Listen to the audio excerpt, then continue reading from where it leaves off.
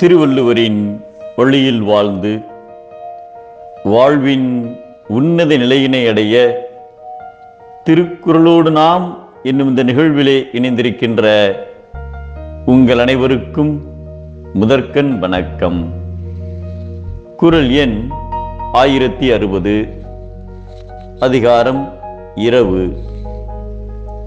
ஒரு 17 வயதான ஹி ரோங்பங் என்பவர் தனது 2 நண்பர்களுடன் தனது கிராமத்தை விட்டு வெளியேறி சீனாவின் ஜெய்ஜாங் மாகாணத்தில் உள்ள தைஜோ நகரத்திற்கு சென்றார். அவர் வறுமையில் போராடும் தனது குடும்பத்தை ஆதரிப்பதற்காக நகரத்தில் வேலை தேடுவதில் உறுதியாக இருந்தார்.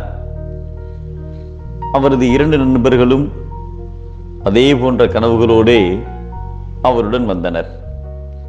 இருப்பினும் அவர்கள் வேலைக்கு விண்ணப்பிக்கும் போதெல்லாம் அந்த விண்ணப்பங்கள் நிராகரிக்கப்பட்டன. அதனால் அவர்களது கனவுகள் எட்ட இயலாது என்று அவர்களுக்கு தோன்றியது. அவர்கள் பணம் இல்லாமல் வீட்டை விட்டு வந்ததால் மூவரும் தெருவில் போவோரிடமும் வருவோரிடமும் மிகவும் பணிவாக பிச்சை எடுக்க துவங்கினர். இல்லை என்று சொல்லுபவர்களிடம் கோபப்படாமல் இருந்தனர். பின் நாட்களில் வறுமையும் துன்பமுமே அவர்களுக்கு ஒரு பாடத்தை கற்றுக் கொடுத்தது. ஒரு நாள் அவர்கள் மிகவும் பசியுடன் வாடிக்கையாளர்கள் நிரம்பிய ஒரு நூடுல்ஸ் கடைக்கு வந்தனர். இவர்களை பார்த்த அந்த கடையின் உரிமையாளர் ஜிங் பென் என்பவர் இவர்கள் மூவரும் பசியுடன் இருப்பதை அறிந்து இலவசமாக சாப்பிட கொடுத்து அருகிலுள்ள நகரமான ஹுவாங்யனில் வேலை தேடச் சொல்லி சிறுவர்களுக்கு ரயில் கட்டணத்தையும் கொடுத்து அனுப்பினார்.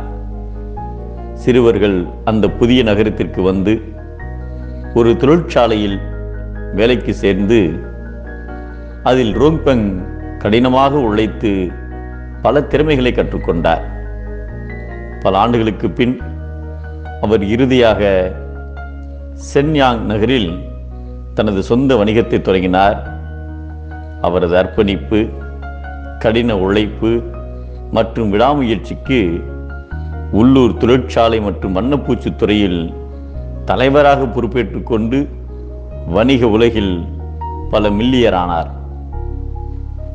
வருடங்கள் கடந்தன. அவருக்கும் அவரது நண்பர்களுக்கும் அன்று உதவி செய்த அந்த பெண்மணி ஜிங் பென் நினைவில் வந்தபோது அவரை காண 2014ஆம் ஆண்டு ரோங்பென் நகருக்கு மீண்டும் அந்த பெண்ணை தேடிச் சென்றனர். அவர்களது அதிர்ஷ்டம், அந்த பெண்ணும் அதே நூடுல்ஸ் கடையில் வேலை செய்து கொண்டிருந்தார்.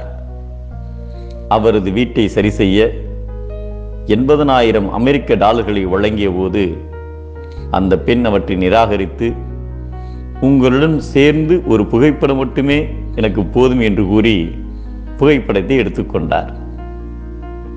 இறப்பவன் எவரிடத்திலும் சினம் கொள்ளாதிருக்க வேண்டும். அவர் அடைந்துள்ள வறுமை துன்பமே அவருக்கு அறிவினை புகட்டும் சான்றாக அமையும் என்பதை இறப்பான் வெகுளாமை வேண்டும். நிரப்பிடும்பை தானேயும் சாலும் கரி என்கிறார் நம் தெய்வ புலவர் திருவள்ளுவர். சினம் கொண்டால் வாழ்க்கை அழியும், துன்பம் கொண்டால் வாழ்க்கை புரியும்.